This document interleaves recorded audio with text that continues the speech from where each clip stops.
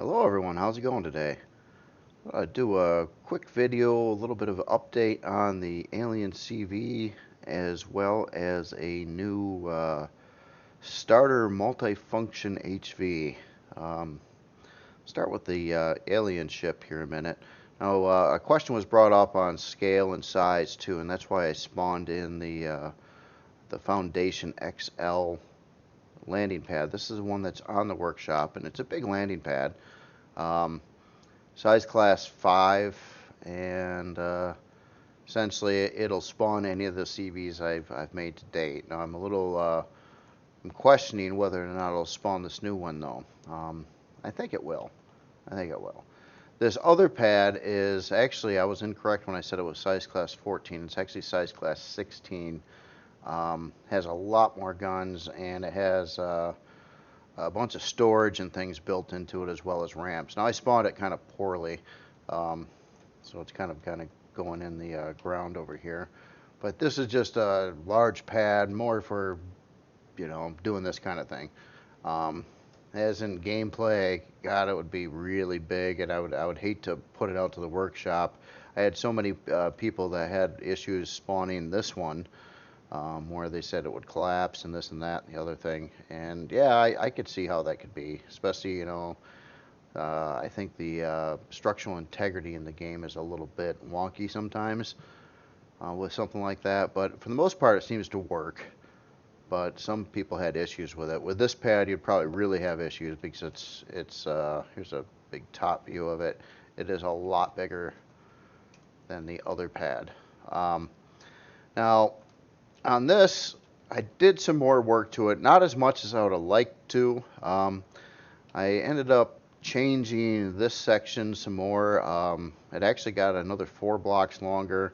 I started building out these pieces over here. There's little extensions, and did a little frill stuff along the side, and I also made this go back a little farther and a little sharper,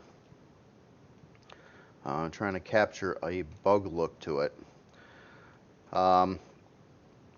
So that's kind of where it's at. As in docking HVs to this section, I kind of ruled it out.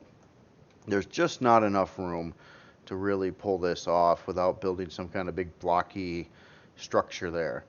Now, one thing I am thinking about though is I got a huge amount of space inside the hangar, and I've got these areas coming from the front of this ship that have like that they go up a little bit, and I'm thinking about some kind of, I don't know, I'll have to experiment, but some kind of idea where there's some kind of ramp or something maybe that where you could launch things right out of the front of the ship from back over here, or either that or have like a roof, and you could park in a specialized I'll say HV at this time, that actually top mounts, and therefore the bottom of it would be exposed to the outside.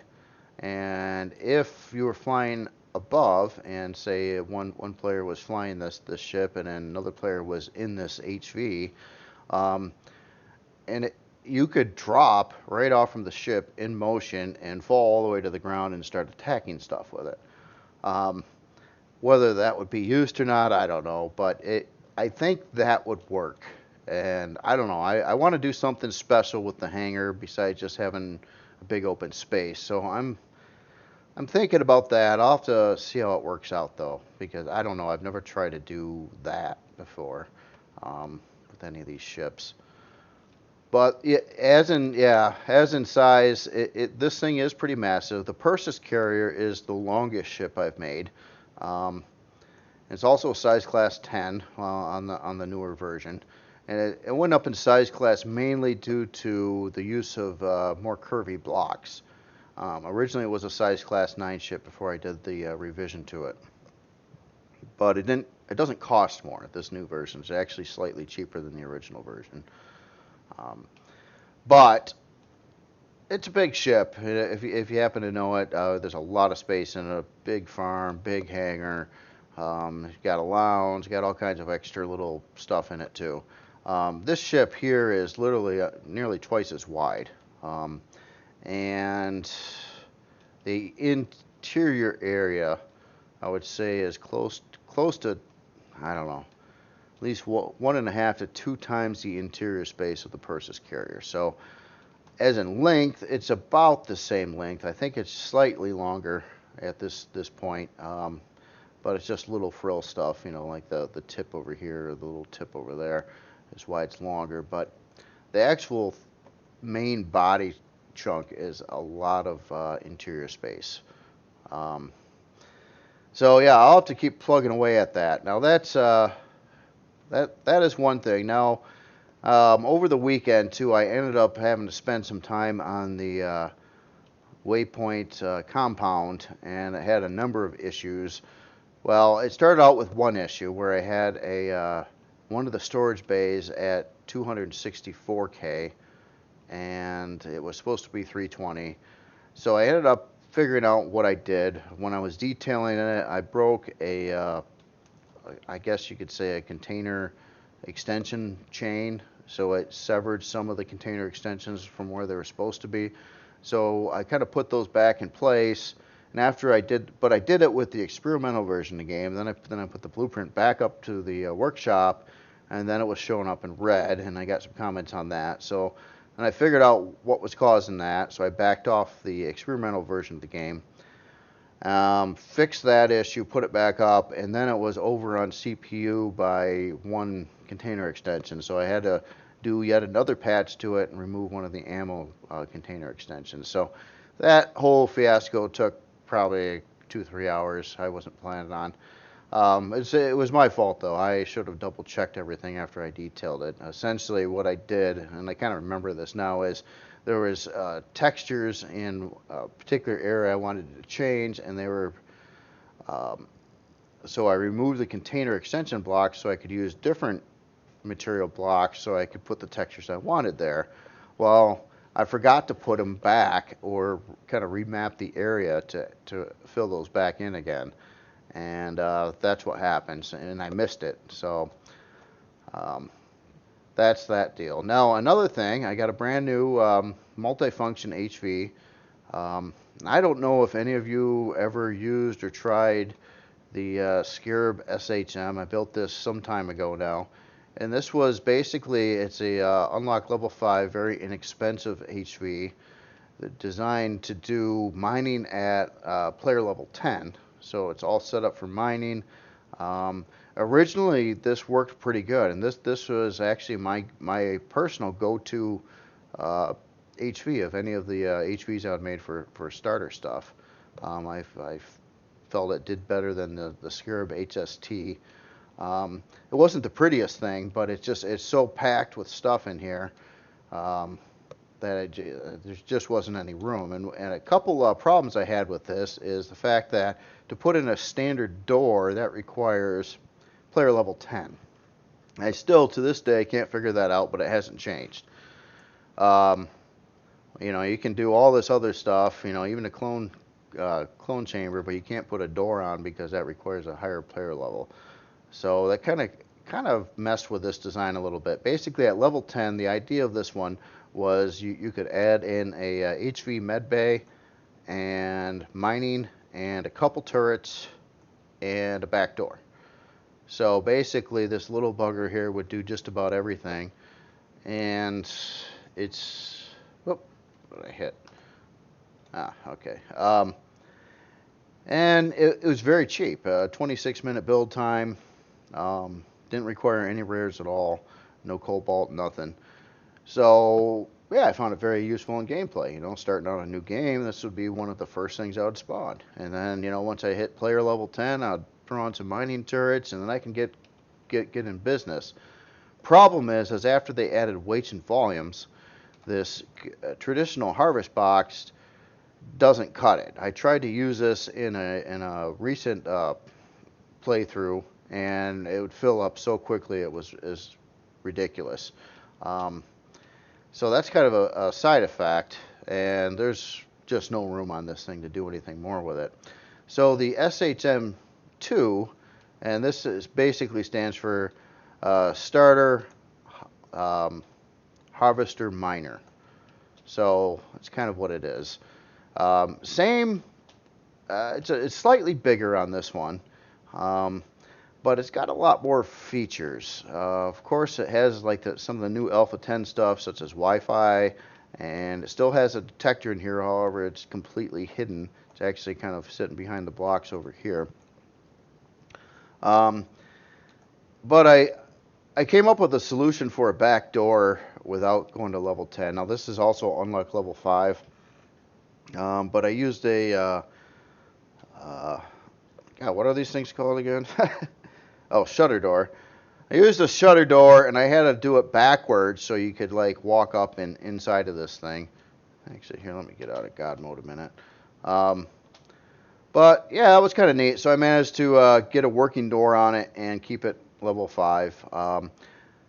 So it has pretty much all the same stuff in it, but it has 54 or 5,480 for harvest. Has a little bit of ammo, 375, and then you got a storage over here. Oh, I must have broke that.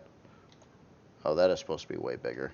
Yeah, I bet you I broke it like I did the other thing, so I got to figure that out now. This was supposed to be about 4K, so I must have done something stupid.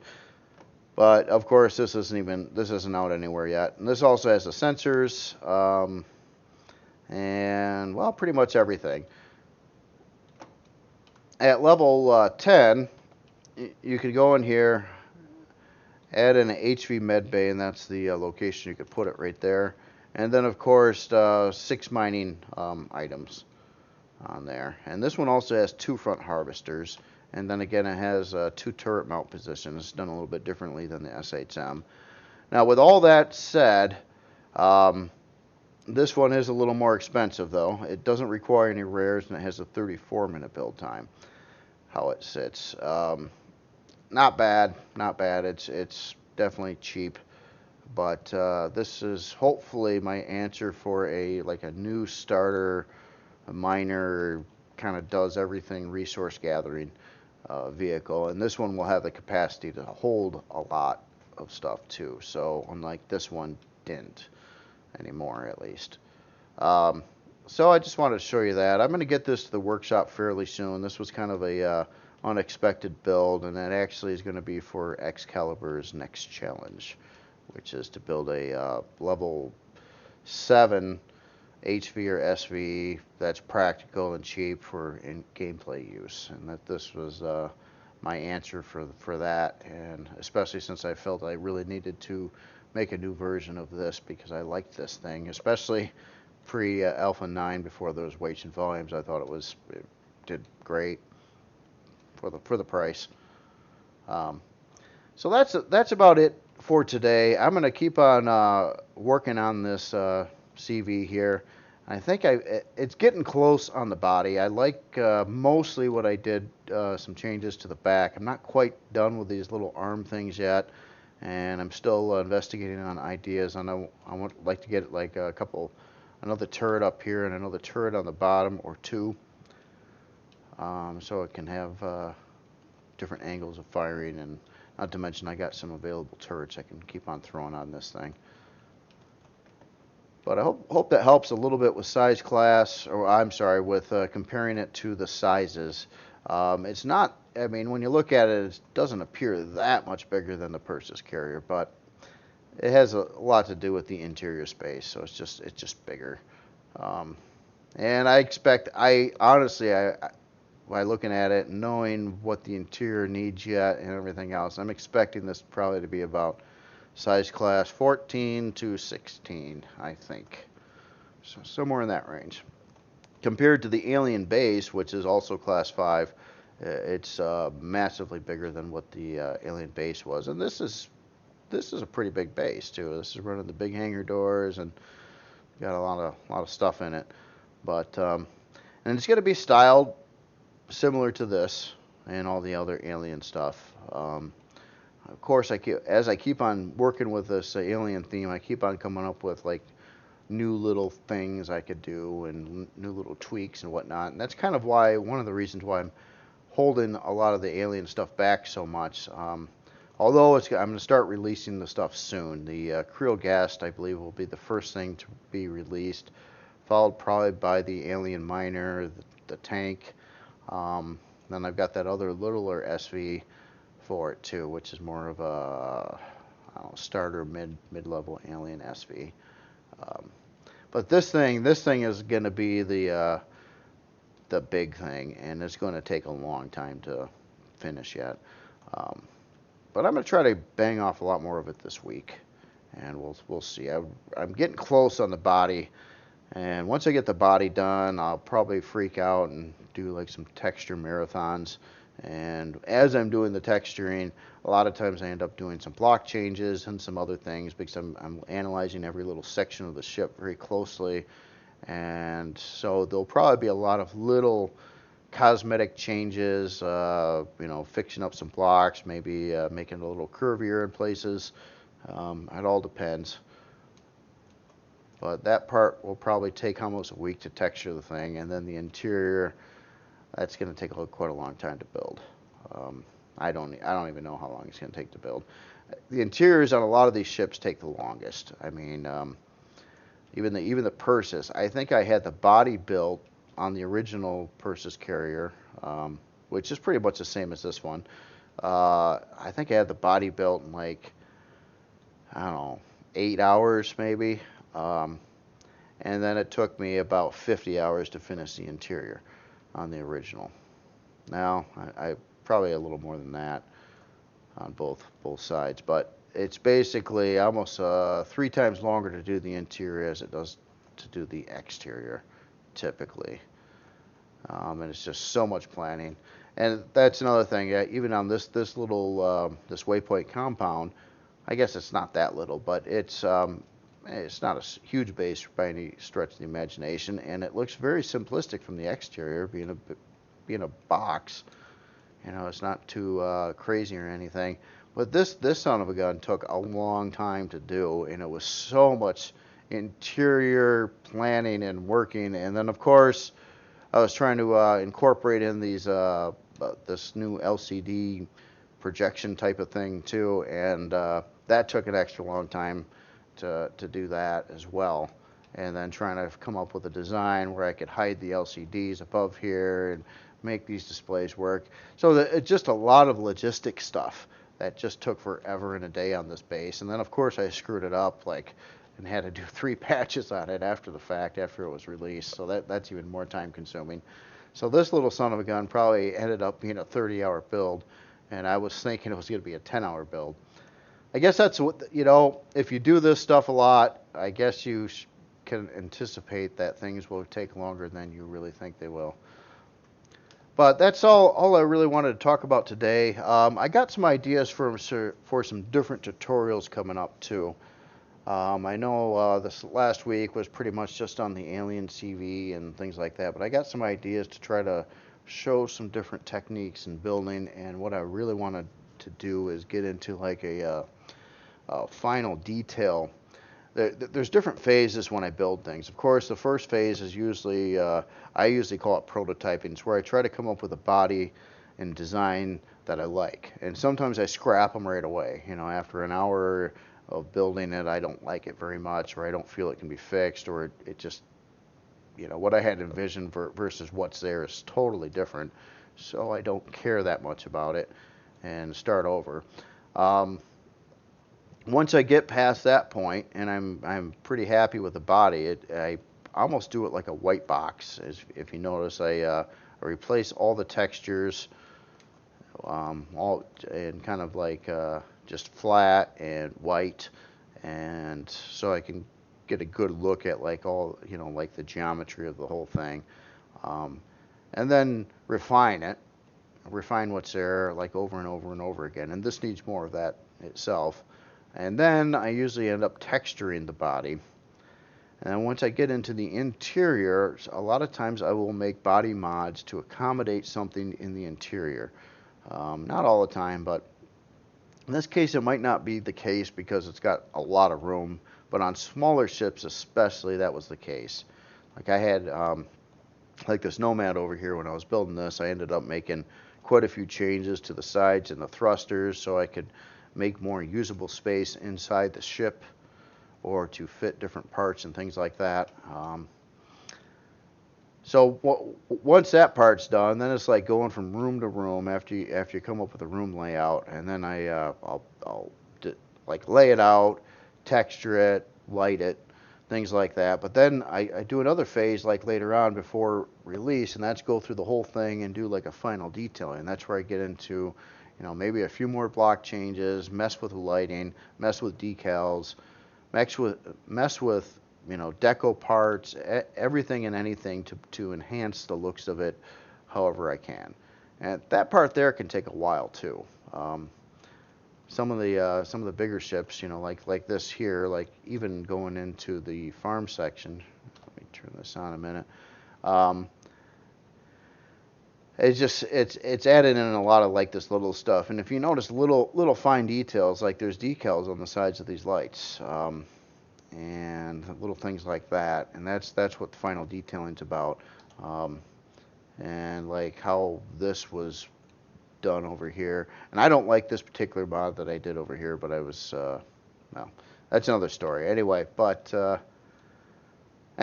y'all have a good day. Hope you enjoyed this little preview, and expect that new miner pretty soon too. I hope I'm gonna field test this one yet in an actual game, and I want to see how it does, and I want to see how it carries the weight. Um, and I think it'll be a worthy replacement to my past personal favorite HV. But this doesn't perform like it did, back in Alpha 8 when it was made. So that's unfortunate. All right, have a good day, all. See you later.